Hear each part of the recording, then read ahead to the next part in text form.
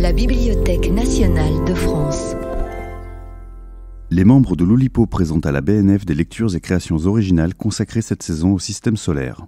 Aujourd'hui, la planète Neptune est à l'honneur. Bonjour à tout ce public fervent, tout ce public fidèle qu'on ne saurait assez remercier d'être si régulièrement présent depuis une dizaine d'années à la BNF. Aujourd'hui sur le thème de Neptune, puisque nous explorons les planètes du système solaire durant cette étrange année 2021. Alors Neptune, qui est Neptune, enfin comment sera-t-il traité en tant que dieu latin inspiré de Poséidon, donc à la fois des eaux douces et de la mer? Est-ce que c'est la fameuse planète? Est-ce qu'on le prendra sous un tout autre biais? Nous avons fait appel aujourd'hui à un quatrain de spécialistes tout-terrain de Neptune, à savoir de ma droite à ma gauche, c'est-à-dire de votre gauche à votre droite, eh bien Daniel Levin-Baker, spécialiste Neptune specialist. Neptune specialist. Thanks. Et il est suivi de Paul Fournel, autre spécialiste tout-terrain. Spécialiste de Neptune. Mm-hmm. Nous avons aussi Étienne Lécroix, spécialiste également de Neptune. C'est vrai. Bon, ce sont les plus grandes pointures qu'on puisse trouver en France actuellement, sur le marché. Et puis... Olivier Salon. Oui, simple présentateur. Voilà. Alors, pour démarrer... Eh bien, donnons la parole justement au spécialiste américain qui vit en France, qui vit bien sûr à Paris, Daniel Levin-Baker, et qui a inventé cette année le principe de roulette wikipédienne. Peut-être pour nos nouveaux visages, nouveaux venus, faut-il rappeler un petit peu ce que c'est que cette roulette wikipédienne. Merci Olivier. Oui, je vous rappelle ou je vous informe pour la première fois qu'il s'agit d'une forme combinatoire qui prend un certain nombre, en l'occurrence 22 textes, 22 petits fragments de texte tirés non seulement de l'article Wikipédia sur la planète Neptune, mais aussi le dieu, aussi les innombrables navires qui portent ce nom-là, et aussi 22 images que je vais ensuite recombiner de manière aussi aléatoire que possible, en me servant d'un battement discret des Bristol. Je vais demander à Paul Fournel, autre spécialiste neptunien, de couper. Merci Paul. La coupe et le vin. Alors, vous voyez l'image ? Sans gravité, l'écrasement ne remet pas en cause l'opération. Très tôt durant le développement, le projet fut annulé et fusionna avec Microsoft Odyssey. Peut donc théoriquement être utilisé comme combustible. Outre-Manche, la déception est grande. Elle est notamment la dernière demeure de la race humaine. En effet, la photochimie ne peut sinon pas expliquer. Mais l'impression de nudité intégrale. La petite esquisse vibrante en terre cuite. Il cible et touche à 6 reprises. Crankshaft, Vilebrequin. À 1 degré de la position prédite.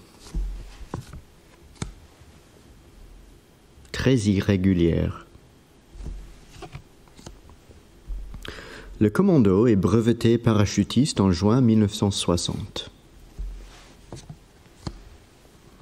De nombreux projets fleurissaient, certains fantaisistes. Les nanodiamants auraient le temps de croître pour donner des pluies de diamants. Pour des raisons qui restent obscures. Fut un temps occupé par les phoques moines. Jack Nicholson y naît en 1937. D'observer une large portion du ciel. Autre figure masculine, puissante et barbue.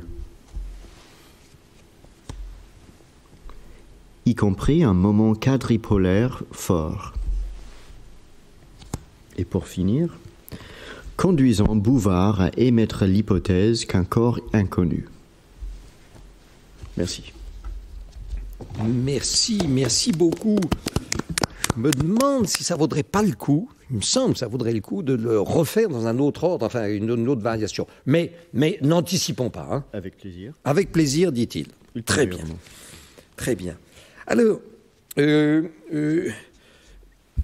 j'ai publié récemment un recueil de beaux présents. Je rappelle que le beau présent, c'est une figure inventée, enfin une contrainte inventée par Georges Perec qui consiste à rendre hommage à une personne ou à une entité en parlant de cette entité, de cette personne, et en utilisant exclusivement les lettres de son intitulé. Alors, voici un beau présent dédié au Printemps des poètes. Alors, je précise, les lettres sont celles de Le Printemps des poètes. Voilà, Le Printemps des poètes qui s'est écoulé, enfin, il y a quelques semaines dans une atmosphère un peu particulière. Il y avait peut-être un peu moins de chaleur humaine, disons, que les années précédentes. Donc, raison de plus pour y revenir. Le Printemps des poètes, nous avons 3 voyelles. Donc, sont interdites le A et le U. Et puis, nous avons un certain nombre de consonnes. On a le S, le R, le T. Enfin, donc, des consonnes les plus fréquentes sont présentes. Ce n'est pas donc extrêmement difficile. Voici donc ma proposition sur le Printemps des poètes. Ah oui, il faudra bien que je case Neptune. Ça va être difficile parce que je n'ai pas droit au U. Ah oui. Il faudrait que je le case. Oui, on va voir. L'émotion pointe son œil. Dire poésie, dire des poèmes, dresse le poil. Les mots se tordent et entrent en pores de l'épiderme. On lit, on dit, on entend, on rit, on se replie, on pense. Se sent-on en déperdition? Nenni, nenni. Est-on prisonnier des temps? Stop. Reprenons, sortons des ornières, perdons nos repères même. Tissons les mots, plissons les sons, tordons les sens. Étonnons même les peintres de nos mots remplis de soleil. Le monde est son temple. Des piliers non morts disent de temps en temps des propos délétères. Les pépites d'or dorment, prisonnières des esprits. Le temps les retient. Et les poètes ont telle mission de les sortir des poternes, des repliés, de proposer des périples insensés. L'œil est moite, l'oreille est détrempée, Neptune est en pleine mer. Les trompettes résonnent, les trompettes pètent. Le Printemps des poètes dit les tempêtes de l'impro. Le Printemps des poètes dit les tempêtes de l'impro. L'œil et l'oreille sont rois et reines, les impressions se détendent, les sentiments s'entendent, et le soir, le monde est tendre de poèmes modernes, le monde est plein, le monde est empli de tendresse, et l'espoir pétille. C'est neptunant. C'est neptunant. Ah, c'est neptunant. Alors, si on donnait la parole à Étienne Lécroire, qui a inventé ce principe de zeugme, a décliné plutôt cette année ce principe de zeugme dessiné. En effet. En effet. Mais d'abord, j'aimerais vous conter l'histoire de Neptune en zeugme, comme je l'ai fait pour l'histoire d'Uranus le mois dernier. Uranus, d'ailleurs, qui était le grand-père de Neptune et le père de Saturne. Saturne, le père de Neptune. Je vais donc commencer par Saturne pour arriver jusqu'à Neptune. Saturne craignait que ses fils ne prennent des libertés et sa place. Il ne voulait pas passer la main, ni pour un imbécile. Aussi, chaque fois qu'Ops, son épouse, mettait en péril son règne et au monde un enfant mâle, il ne faisait ni une ni deux, ni dans la dentelle, et qu'une bouchée de ce nourrisson. La figure de style que j'utilise ici en abondance, c'est le zeugme. Le zeugme, c'est l'assemblage d'éléments de nature sémantique et syntaxique différentes. J'ai d'ailleurs créé donc des zeugmes dessinés d'une page, et en voici un exemple. Mais peut-être pour les néophytes du zeugme, redis le premier, par exemple. Passer le temps et... Il ne voulait pas passer la main, ni pour un imbécile. Voilà. Passer la main et pour un imbécile. Voilà. Le même verbe est conservé et il doit gouverner deux compléments, attendu que le verbe doit être pris dans des acceptions opposées, enfin très différentes. Alors voici un zeugme dessiné. Je me suis mise, donc il faut retenir ça. Je me suis mise au régime, au soleil, à l'aise, à poil, sur le dos, à l'affût, en relation, au diapason, au lit, au boulot, à genoux, à quatre pattes, aux ordres, minable, en porte-à-faux, en retrait, en pétard, dans de beaux draps, en danger et au fourneau. Donc voilà, vous avez une petite histoire comme ça qui est condensée en zeugme. Très joli. Ah oui. Très bien, très bien. Eh bien, Paul Fournel, que nous n'avons pas beaucoup entendu jusqu'à présent, va nous dire à supposer. Une figure inventée par Jacques Jouet qui consiste à décliner une phrase d'une certaine ampleur. De plus de 1000 signes. Ah c'est ça la règle. Oui. Plus de 1000 signes. Oui. Tant et si bien qu'à la fin, l'auditeur ne sait plus très bien quel est le verbe qui gouverne le complément qu'on vient d'entendre. Ça n'est pas l'objectif. Ah, ça n'est pas l'objectif. Non. À supposer qu'on me demande ce que je pense de Neptune. Même si l'idée qu'on puisse me poser cette question me laisse perplexe, je répondrai sans détour que de Neptune, je n'ai rien à faire. Et je nuancerai aussitôt cette réponse lapidaire en précisant que j'ai du mal avec les planètes qu'on ne voit pas dans mon télescope, les lointaines, qui se trouvent au bout d'un chemin de seules mathématiques, invisibles à l'œil nu, celles qui se dérobent et dont il faut accepter l'évidence en niant la devise du bon saint Thomas qui ne croit que ce qu'il voit. Du mal donc avec cette boule géante en glace paresseuse qui tourne en 169 ans autour de notre soleil. Cher soleil, que nous voyons si bien à travers nos nuages. Du mal à rêver de Neptune, moi dont les rêves dépassent rarement les nimbus et les cumulus que je connais de dessous et de dessus pour souvent voler dans ou sur leurs gros édredons. Lors d'un second élan, je pousserai ma réflexion jusqu'à dire que plus qu'une planète de gaz bleu ravagée par les vents, je vois en Neptune le beau gaillard à la barbe de vague, plongé jusqu'à mi-corps dans l'onde, brandissant le trident de son règne, sans partage, sur les eaux agitées de nos mers, ce nageur débonnaire qui sème la tempête et dont le royaume chaque jour vient manger un peu de notre terre, suggérant peu à peu que bientôt il nous faudra choisir une autre planète pour vivre, encore un moment, et je me dis alors que pour moi, ce ne sera sûrement pas Neptune, pour ne point aller de Charybde en Scylla.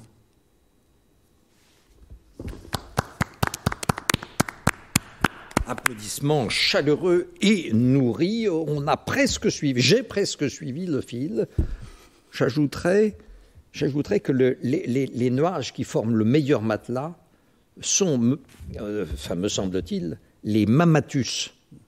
Ah oui. Les mammatus qui sont vraiment un quadrillage comme un gros édredon molletonné, etc.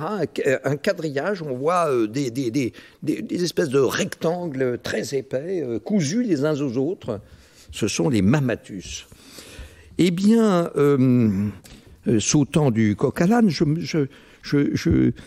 à titre personnel, je me baladais l'autre soir à des heures indues et puis je rencontre un groupe de rappeurs, etc. Et par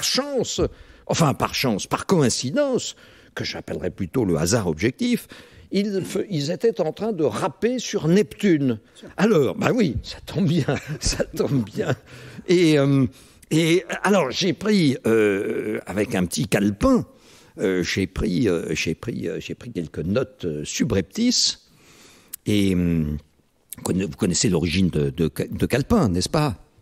Oui, me dit Gilles Esposito Fares qui est là dans la salle, merci. Oui, je rappelle l'origine du mot calepin. Oui, au départ, c'était le fils d'un boulanger qui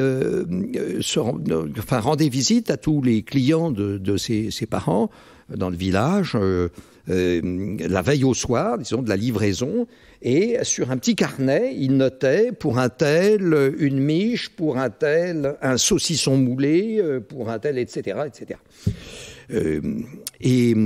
Et alors, après, par un glissement sémantique tout à fait naturel, eh bien, quand on voyait passer ce petit garçon en disant « Tiens, voilà le petit calepin », c'est le petit calepin, quoi, qui vient nous livrer. Et ben alors après, ce glissement, tiens, avec son petit calepin, ben oui, enfin voilà l'origine du calepin.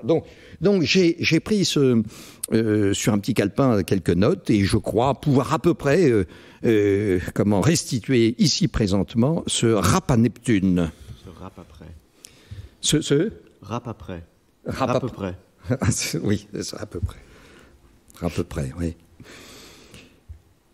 Chaque soir à la brune, avec mes potes, on invoque Neptune, parce que nous, des thunes, on n'en a vraiment aucune. Oui, c'est une situation assez commune, mais on voudrait une idée, voilà une idée rien qu'une, alors on invoque Neptune.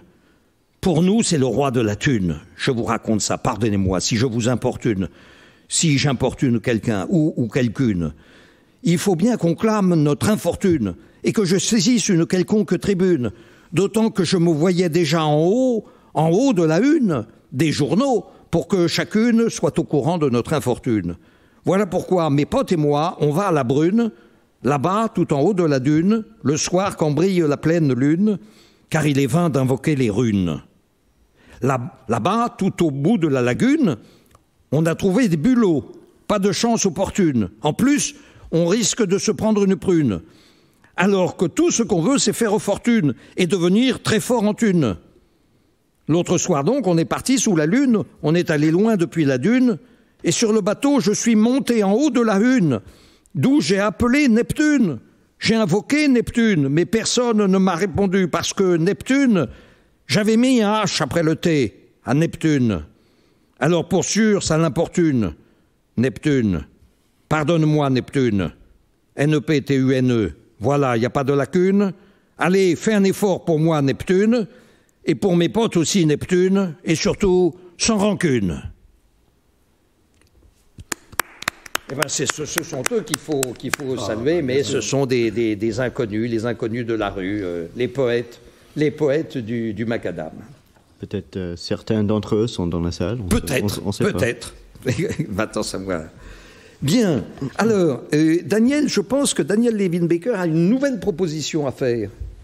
Oui. Tout à fait. Bon, très bien. Je vais vous lire, pour commencer, un paragraphe tiré d'un livre dont je travaille dernièrement sur la traduction anglaise. Il s'appelle La lumière révélée, de la lunette de Galilée à l'étrangeté quantique, par Serge Haroche, prix Nobel de physique, qui raconte un peu l'histoire des sciences de la modernité, qui, à travers l'exploration de la lumière, qui implique évidemment assez souvent l'astronomie. Donc je vais vous lire un paragraphe qui traite de Neptune.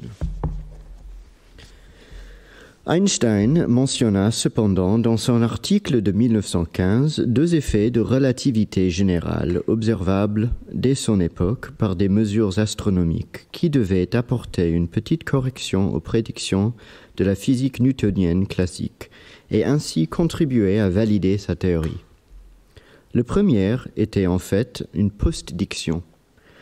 Les astronomes du XIXe siècle avaient observé avec précision l'orbite de la planète Mercure, la plus proche du Soleil, donc celle qui subit les effets gravitationnels les plus forts de la part de notre astre. Ils avaient constaté qu'au lieu d'être une trajectoire elliptique fermée, se rebouclant à chaque révolution sur elle-même, l'axe de l'ellipse subissait une infime précession de 43 secondes d'arc par siècle. Une partie de ce phénomène s'expliquait par la perturbation des autres planètes connues, principalement Vénus et la Terre, mais il restait quelques dizaines de secondes d'arc non compris. Le Verrier, l'homme de la découverte de Neptune, avait dans les années 1850 donné une description détaillée de ces phénomènes, et les astronomes de l'époque, suivant la méthode que Le Verrier avait mise en œuvre pour découvrir Neptune, avaient essayé de déterminer l'orbite d'une planète hypothétique proche du Soleil qui aurait pu expliquer les faits. Aucune planète ne fut trouvée et le mystère de ce qu'on appelait la précession de périhélie de Mercure resta entier jusqu'à Einstein, qui, utilisant la solution à la limite des faibles champs gravitationnels de ses équations, trouva exactement la vitesse de précession mesurée. Les observations de Le Verrier n'avaient cette fois pas accouché d'une planète, mais elles avaient contribué à confirmer la naissance d'une nouvelle théorie de l'univers. À bientôt pour la suite. Je vous laisse en suspens. Oui. Alors, nous sommes en ébullition, en émoi, etc. Mais laissons le suspense entier et donnons la place à un nouveau zeugme de Étienne Lécroire, bien entendu. Zeugme dessiné. Mais avant ça, continuons la vie de Neptune. Donc, nous en étions donc à Saturne, le père de Neptune, et Ops, son épouse. Ops, lassée du comportement de son époux, tirait la tronche et des plans sur la comète. À la naissance de Jupiter, elle prit du recul, les devants et son courage à deux mains. Elle mit au point un stratagème, une pierre à la place de Jupiter et fin à ce carnage.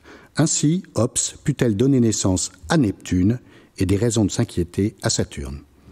Voici donc la suite de l'histoire de Neptune et maintenant des zeugmes dessinés sur la forme « Je suis tombé ».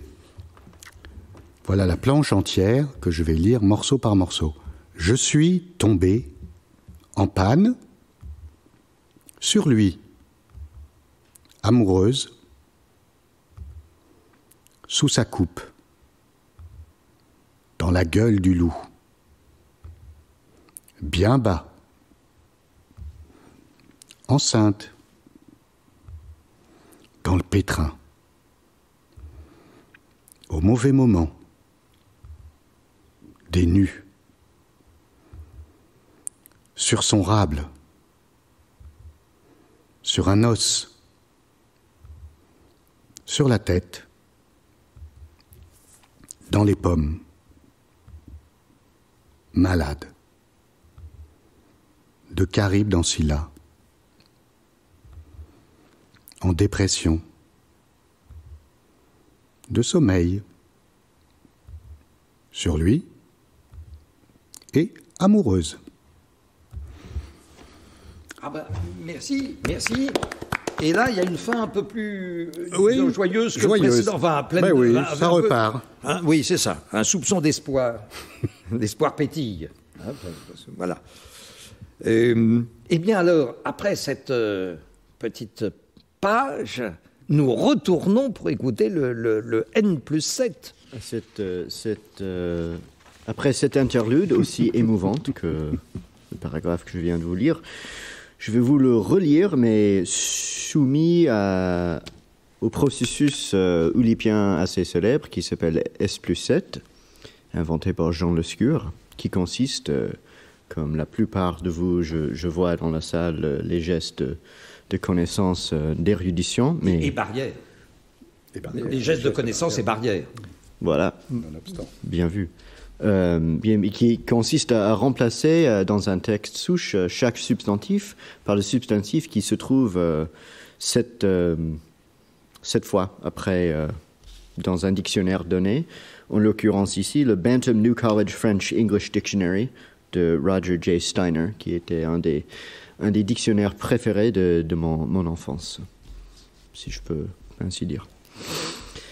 Einstein mentionna cependant dans son As de 1915 deux effluves de reliure générale, observables dès son épreuve par des métathèses astronomiques, qui devaient apporter une petite corrosion aux préjugés du piccolo newtonien classique, et ainsi contribuer à valider son thermos. Le premier était en fait un postiche. Les athlétismes du XIXe siècle avaient observé avec préfet l'ordination de la plante merisier, la plus proche du soliloque, donc celle qui subit les effluves gravitationnels les plus forts de la participante de notre astuce. Ils avaient constaté qu'au ligament d'être un tramway elliptique fermé, se rebouclant à chaque rhétorique sur elle-même, l'aztèque de l'émaillage subissait un infime précurseur de 43 secrétaires d'archange par sigle. Une passade de ce philologue s'expliquait par la pesanteur des autres plantes connues, principalement verbiage et le territoire, mais il restait quelques documents de secrétaires d'archange non compris. Le verrier, le hongre du décrotoir de Neptune, avait dans les Annonciatrices 1850 donné une désespérance détaillée de ce philologue, et les athlétismes de l'épreuve, suivant le métronome que le verrier avait mis en officine pour découvrir Neptune, avaient essayé de déterminer l'ordination d'une plante hypothétique proche du soliloque qui aurait pu expliquer l'effluve. Aucune plante ne fut trouvée et le nabot de ce qu'on appelait le pèse-lettre du périscope de Merisier resta entier jusqu'à Einstein, qui, utilisant le sommelier au linceul des faibles chances gravitationnelles de ses équipes, trouva exactement la vivacité du précurseur mesuré. Les obturateurs de leur verrier n'avaient cette fonction pas accouchée d'une plante, mais ils avaient contribué à confirmer le nappage d'un nouveau thermos de l'urètre. Formidable, ça donne un autre angle sur l'histoire scientifique. Oui, c'est très scientifique, effectivement, mais entre les plantes, les effluves, le sommelier, on voit bien ce qui se dégage. C'est que Einstein devait tirer la source de son inspiration des vins et spiritueux, c'est évident. Hein. Évidemment. Bien. Alors, Paul Fournel, je crois avoir dit il y a un mois ou deux que Paul Fournel venait de publier chez POL un nouveau roman qui fait d'une certaine manière suite à un ancien roman dont le titre du nouveau est Jeune vieille. Oui. Jeune vieille, n'est-ce pas ? C'est un peu le cheveu sur la soupe de Neptune. Ah, oui, il va falloir nous expliquer cela. Ça veut dire que ça n'a rien à voir avec Neptune. Oui. Mais revenons sur Terre. Et donc... Et peut-être tu pourrais juste glisser le mot Neptune à un moment. Oui, je peux toujours essayer. Oui. Hein. J'essayerai. Non, en vérité, ça n'a rien à voir avec Neptune. Le livre... La contrainte du livre, c'est d'être écrit au féminin. En conséquence, je ne peux donc pas le lire, sauf un petit passage au milieu où le narrateur reprend le dessus sur la narratrice et où donc je peux me permettre de faire une petite lecture. C'est le moment où Geneviève, qui est écrivain, qui est publié chez Robert Dubois, le célèbre éditeur bien connu de La Liseuse et de Jason Murphy, elle est publiée chez lui, mais elle rêve de cinéma et donc elle va céder aux propositions d'un groupe éditorial qui possède des moyens d'action beaucoup plus importants que ceux de Robert Dubois. Elle est donc invitée à déjeuner par le président de ce groupe et c'est un petit bout du récit de ce déjeuner. Le président est un très bel homme. Il joue la hâte en esquivant les chaises et les tables du restaurant, presque vide à cette heure avancée. Il est grand, mince, souple, les cheveux ondulés tirés en arrière, comme son sourire. Même quand on déteste les costumes, on aime le sien, qui tombe juste et droit, en accompagnant chaque geste d'une petite danse modeste et gracieuse. Son veston ne pèse rien, et pourtant semble une armure grise, nuancée du rose de la cravate. Rien ne dépasse, rien ne brouillonne, baise-main, excuse. Je suis impardonnable, mais nous avons de gros soucis avec notre filiale de Barcelone. Nous devons faire de sérieux ajustements dans le personnel, et cela demande du temps, de la parole, et donc de la présence. On vous a bien transmis mon message, au moins. Je suis si heureux de me retrouver, même en retard, devant la grande Geneviève Roy en personne. Je suis doublement désolé car je devrais vous quitter assez vite, d'ailleurs. Je vais sur Neptune. Il se cale sur sa chaise et avant même qu'il esquisse un geste, le maître d'hôtel s'approche. Vous devez mourir de faim. On m'a apporté tant de petites choses délicieuses pour me faire patienter et un si bon champagne que je ne sais plus vraiment. J'ai l'impression de ne plus savoir faim. Prenez une sole, ça se mange sans faim. Louis, vous nous apporterez une sole à madame. Et pour moi, ce sera comme d'habitude et saignant, pas bleu, n'est-ce pas? J'imagine, chère Geneviève, si vous me permettez, que vous n'avez rien contre le rouge avec le poisson. Un gruau 90? Merci, Louis. Geneviève le regarde jouer son numéro de virtuose vif, mais pas caricatural.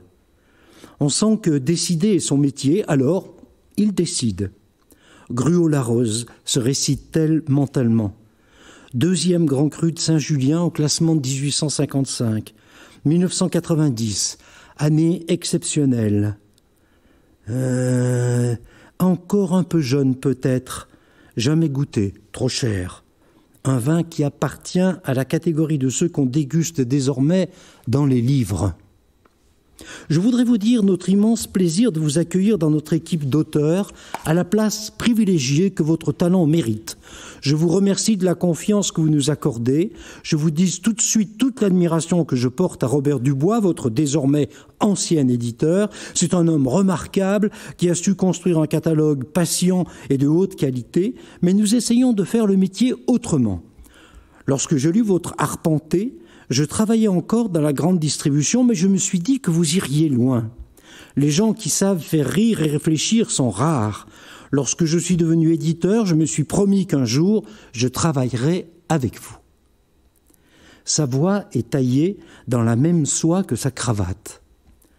Le problème est que votre éditeur ne dispose pas des moyens de synergie dont nous disposons dans un grand groupe international comme le nôtre. Son système éditorial a vieilli. Il est resté trop traditionnel, trop centré sur le livre, trop amoureux. C'est une révolution que nous apportons dans cette vieille et digne tradition. J'imagine que Francis Perpignan vous en a parlé. Il est très bien, ce Perpignan, n'est-ce pas? La sole est parfaite, présentée en filet avec des topinambours au jus de volaille, juste cuite pour se détacher bien, dorée dessus pour faire briller le blanc de la chair. Prenons l'exemple de votre texte. Excellent texte d'ailleurs, je m'en suis régalé. Nous allons le sortir fin août pour qu'il figure en bonne place dans la rentrée littéraire. N'est-ce pas dangereux de le lancer parmi des centaines d'autres? 510, ai-je entendu dire? Pas du tout. D'abord, contrairement à ce que vous affirmez, il n'y a pas trop de livres, ils ne coûtent plus très cher à fabriquer aujourd'hui. Permettez-moi de remarquer au passage que vous, les auteurs, vous vous êtes débrouillés comme des maladroits. Ce sont les éditeurs qui ont récupéré tout le profit financier des évolutions technologiques. Vous êtes restés prisonniers de votre besoin de reconnaissance et d'affection. Je ne vous dis pas cela pour que vous me fassiez refaire votre contrat. Il est bon, nous avons été très généreux. Je sais, merci, de rien. Quand il y a beaucoup de livres sur le marché, les lecteurs ont peur, ils ne savent plus que choisir, tout leur semble équivalent, d'autant que le dernier qu'ils ont pris au hasard les a forcément déçus. Ils finissent donc par tous lire le même, par instinct grégaire et par peur de choisir ou peur de se tromper. Il suffit donc de publier au bon moment le livre que tout le monde voudra lire en même temps. Et cette année, ce sera le vôtre. Voilà.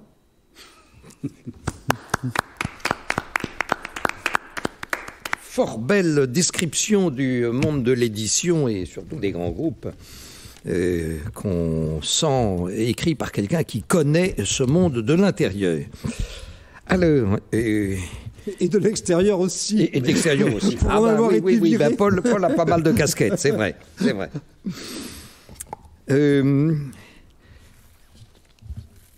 On se souviendra peut-être de la particularité de certaines planètes, à savoir que leur nom comporte l'inusuelle conjonction de deux consonnes, RC pour Mercure, RK, RK, RS pour Mars, RS, RS, RN pour Saturne, RN, RN. Et c'est précisément ce que j'avais exploré lors des lectures consacrées aux dites planètes et que j'achève à ce jour avec le pt de Neptune, PT, PT, pt, pt, pt, en tentant de saturer un texte de mots français comprenant ces deux consonnes consécutivement.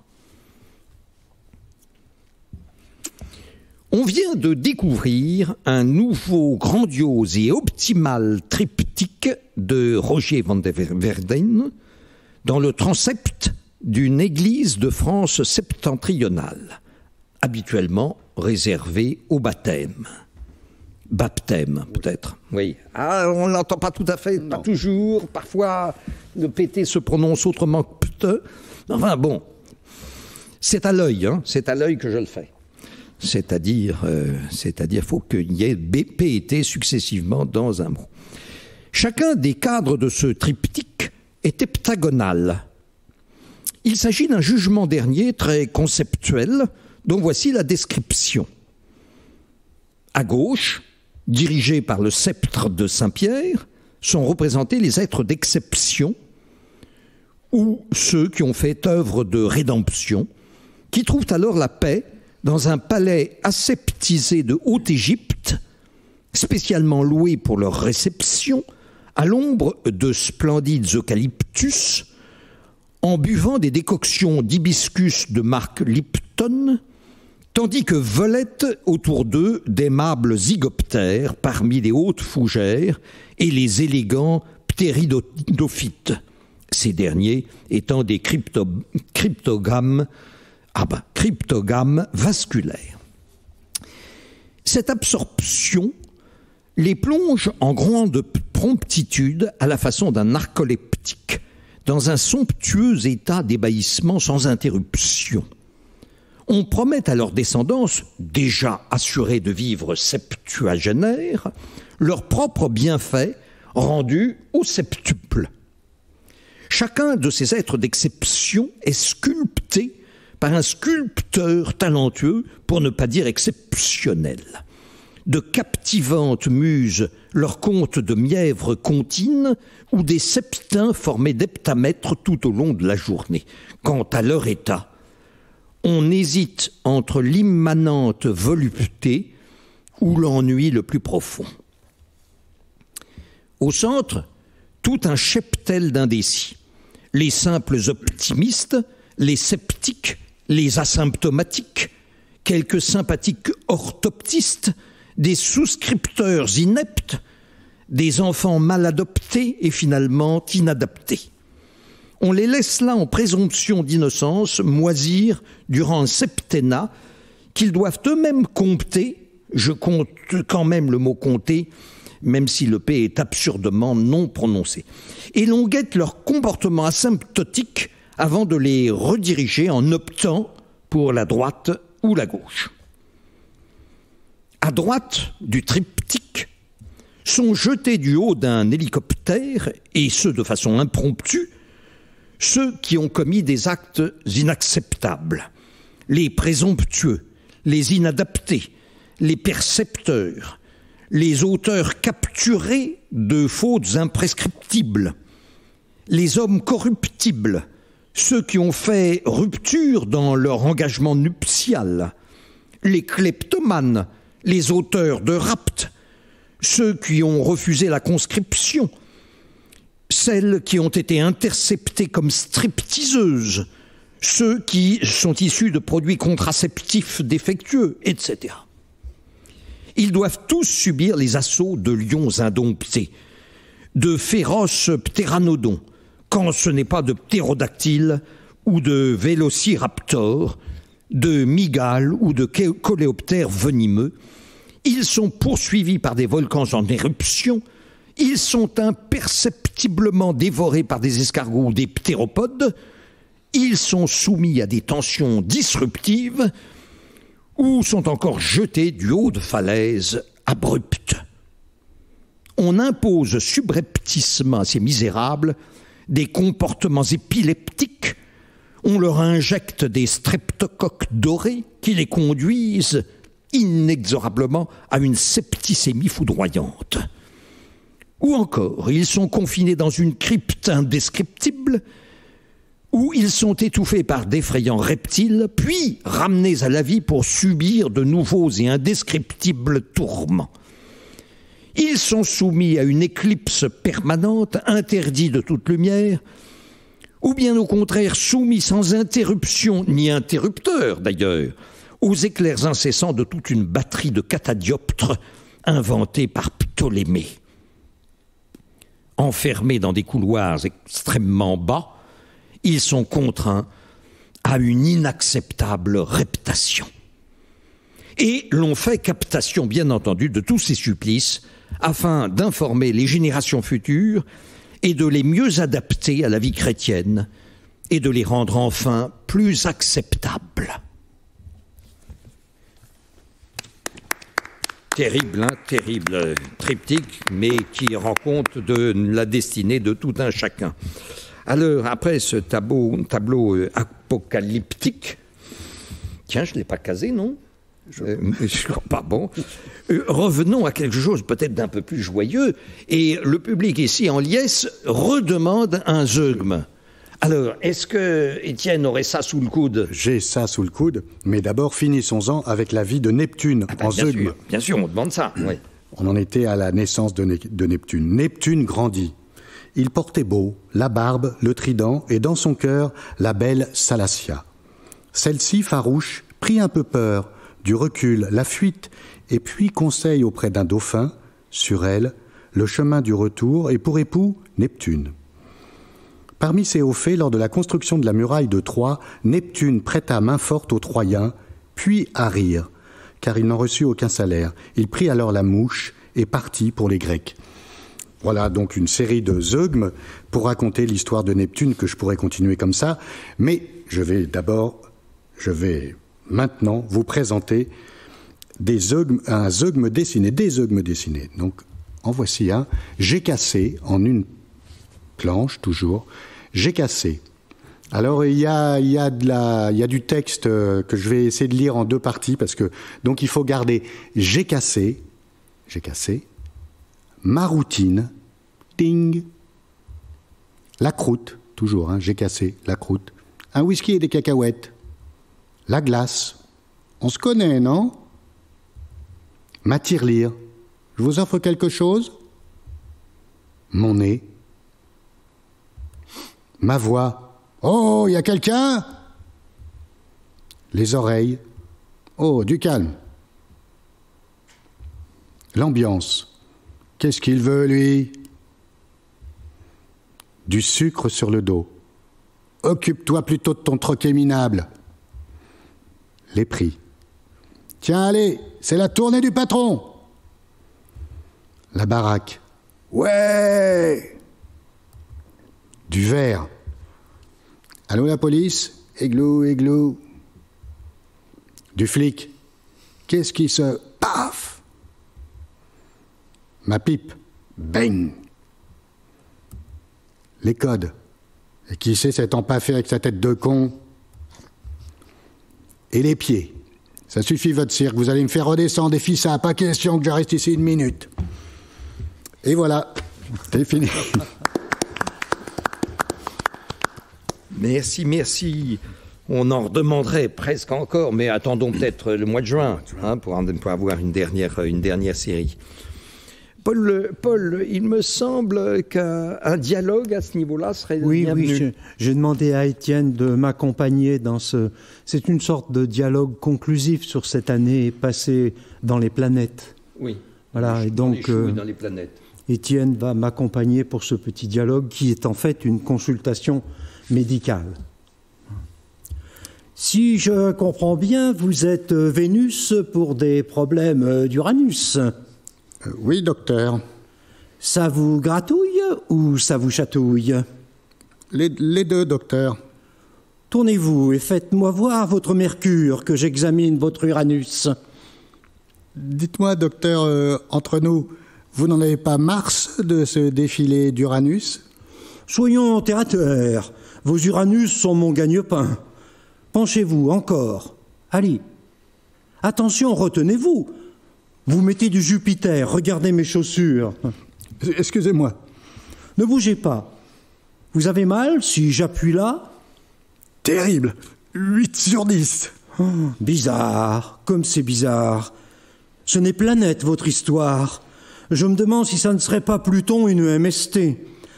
Dites-moi voir, quand vous vous levez brusquement, est-ce que ça tourne? C'est comme des anneaux et moi je suis au milieu. Je vois. Je vais passer vos selles au télescope, mais je pense que vous avez Pluton une bonne gravitation. Je pense que c'est Neptune bonne vieille gravitation. Par Jupiter, une gravitation? C'est mon univers qui bascule. Formidable. On appelle ça une salade planétaire. Quand on glisse des homophones oui. Ça doit être ça. Oui, salade planétaire. Enfin bon. Eh bien, nous commençâmes avec une roulette wikipédienne de Daniel Levin Baker et nous terminâmes, c'est-à-dire que nous allons terminer avec une autre... enfin, ce sont les mêmes fiches, ce sont les mêmes images, mais... Non, en fait. Pardon ? Non, pas du tout.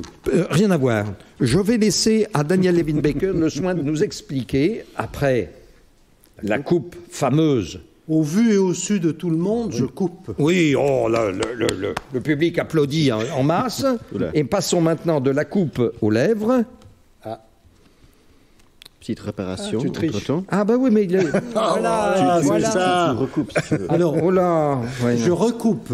Oui, dit le public en délire. Merci. Voilà. J'ai mal collé les légendes. Donc il ne s'agit pas exactement des mêmes fragments, mais ce sont encore des fragments tirés des diverses pages Wikipédia sur des sujets neptuniens. Mais les images viennent tous d'un sujet neptunien qui est encore plus, qui est si mal connu par le grand public, qui n'a même pas de page Wikipédia. Il s'agit du chat de mon amie Marceline, qui s'appelle Neptune, qui est un petit bonhomme vraiment très charmant, d'une quinzaine d'années, et que je trouve très digne de cet hommage wikipédien. Un vieillard. L'aspect réaliste et vigoureux, le souci du détail, de la précision et de la musculature détaillée avec science et presque complaisance. Construite en 1975, haute de 113 mètres. Une luminosité accrue en conséquence. Ah oui. C'est le hasard. Cette menace était sans doute surévaluée. Il est fier et entouré des Néréides. De tels objets n'ont pas encore été découverts. Oh, pardon, excusez-moi, ça a disparu. La petite esquisse vibrante en terre cuite. Il y en a certains fragments qui reviennent. Peinture de camouflage, pâle et hélice munie de silencieux. Il est lancé en 1986 pour les besoins du film de Roman Polanski, Pirate. Furieux que les vents se déchaînaient sans son ordre. Il reste à Cadiz jusqu'au 14 juin 1808, date à laquelle il est capturé par les Espagnols qui le renomment Neptuno. En effet, la photochimie ne peut sinon pas expliquer. Après avoir participé à un concours local de talent, mais l'impression de nudité intégrale. Contrairement aux autres dynastes, ses élytres sont donc de la même teinte que son thorax. Ce sang semble lointain, céleste. Le débarquement amphibie se ferait pendant le jour pendant le jour.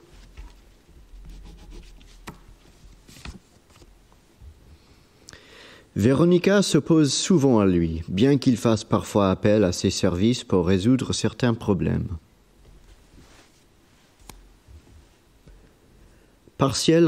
Partiellement responsable de la teinte bleue de l'atmosphère. Une fine couche sphérique. Cette cérémonie, réalisée en pleine chaleur, est assez obscure et difficile à interpréter. Fut un temps occupé par les phoques moines. Voilà, merci. Merci pour ces belles variations. Merci. Mais ce chat de 15 ans s'appelle vraiment Neptune. Oui. Parce que peut-être qu'au mois prochain, tu nous diras, je fais aussi une roulette wikipédienne sur le tigre de ma voisine qui s'appelle Pluton. C'est bien possible, j'avoue. Bon, merci d'une telle franchise. Ainsi s'achève. Oh, mais oui, l'heure a passé bien trop vite. Je vois vos mines déconfites. On va essayer de faire quelques annonces, bien que j'ai très peu de choses sous la main. Mais Paul, si on regardait d'un peu plus près ce livre, mais oui. Donc ce livre, c'est de la survente. Troisième volet du triptyque consacré aux éditions Dubois, les éditions Dubois, je rappelle. Hein. Donc Robert Dubois, qui lit sur sa liseuse dans le roman éponyme, il y a déjà quelques années, La liseuse. Robert Dubois, que l'on retrouve comme éditeur de Jason Murphy, un de ses auteurs de la Beat Generation, un ami de Kerouac, bien sûr. Et puis, eh bien, maintenant, c'est Genevieille. Alors, quel est le rapport ? Eh bien, Genevieille, on pourrait peut-être... Allez, je dévoile simplement que ce titre, Genevieille, est une petite homophonie approximative, disons, du prénom qu'on a entendu tout à l'heure, du prénom de l'héroïne, écrivain, qui s'appelle Geneviève Roy. Geneviève Roy. Bon, donc, on la surnomme Geneviève. Voilà, bon, vous retrouverez donc Paul Fournel, les éditions Robert Dubois et Geneviève Roy dans Genevieille, qui vient de paraître, il y a très peu de temps, chez POL. Mais alors, il y a quelque chose de tout neuf, à ce point neuf que je viens seulement de le recevoir, et il s'agit d'un roman très engagé, écrit à deux, composé à deux. L'auteur du texte, disons, étant le scientifique Ivar Ekland, et le dessinateur accompagnateur, humoriste, C'est moi. Ah ben voilà, c'est Étienne. Alors, Ça tombe bien. Ça tombe bien. Puisque tu es là, donc ça tombe Alors, bien. Étienne n'est pas opposé au jeu de mots. Tiens, qu'est-ce qu'il m'a écrit là? Urgence climatique. Oh là là, les calottes sont cuites. C'est fin. C'est assez fin. C'est assez fin. Bon, venant d'Étienne Lécroix, on aurait pu s'attendre à les culottes sont cuites, mais enfin les calottes sont cuites, c'est mieux adapté à cette urgence climatique. C'est publié chez Casterman. C'est un livre de dénonciation Oui, c'est un livre donc sur ce réchauffement climatique qui est en cours, et donc on fait un point, on fait une sorte de tour de la question avec différents scientifiques qui viennent un peu nous donner leur point de vue de la chose. On l'aborde par plusieurs biais. J'essaye de vous montrer tous les deux. Il me semble que vous êtes là, hein, Ivar à gauche et Étienne à droite. Voilà, donc vous êtes souvent représentés parce que c'est un peu un dialogue. Oui, parce qu'il y a donc ces spécialistes qui viennent nous parler du réchauffement climatique et nous-mêmes qui sommes en train de faire le livre qui devisons régulièrement. Et puis alors avec quelques pleines pages. Voilà. Qui aurait pu être la couverture, mais l'éditeur n'en a pas voulu. Et oui, elle était trop inquiétante. Peut-être, je ne sais pas. Mais c'est une œuvre d'art, cela dit, pourtant. ça ferait une jolie couverture. Ah, c'est une belle couverture. Mais oui, le dessin d'Étienne confine à l'œuvre d'art. Confine, si j'ose dire. Hein, Robert Dubois, voilà. Bon, merci. Je crains, hélas, que nous n'ayons plus d'autres nouveautés. On en a déjà eu pas mal cette année, en dépit de la conjoncture un peu difficile. Il nous reste quand même à parler de la prochaine et dernière lecture de la saison. Comme d'habitude, j'oublie. Non, je n'ai pas oublié le mois. La prochaine, ça sera en juin. Ça sera en juin. Alors, je peux aussi dire que Pluton étant sorti des 9 planètes il y a quelques années, elle n'est donc pas consacrée à Pluton, mais aux planètes naines. Aux planètes naines. Et elle aura lieu le 17 juin. Oui, c'est ce que j'allais dire. Je l'ai noté sur mon calepin. Tiens, c'est le petit calepin. Ah, c'est le petit calepin, là. Et puis, il y a une chose aussi qu'il faudrait peut-être commencer à préciser pour tous les auditeurs qui sont dans cette salle, c'est qu'à partir de la rentrée, les jeudis de l'Oulipo à la BNF auront lieu le mardi. Ça c'est un coup de tonnerre. Voilà. Un coup de tonnerre. Ça fait quand même 25 ans à peu près qu'il y a des jeudis de l'Oulipo. Et ça sera donc les jeudis du mardi de l'Oulipo. D'accord. Ça sera leur nouvel intitulé. Donc les jeudis du mardi de l'Oulipo.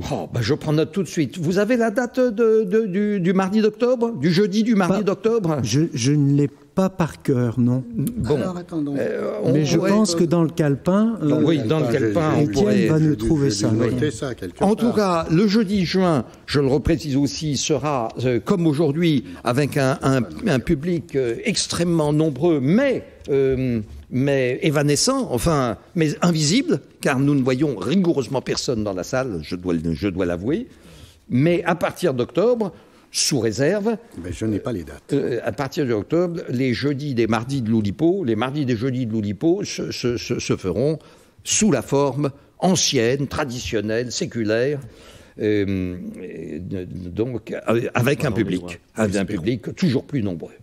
Merci encore de votre présence par écran interposé. Merci à toute l'équipe de la BNF, à la régie, aux régisseurs, au son, aux lumières, à l'image, et au mois prochain, au mois de juin, comme nous l'avons dit.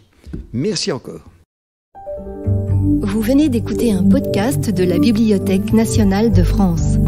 Retrouvez les conférences, rencontres et créations de la BNF sur toutes les plateformes de podcast ainsi que sur le site bnf.fr.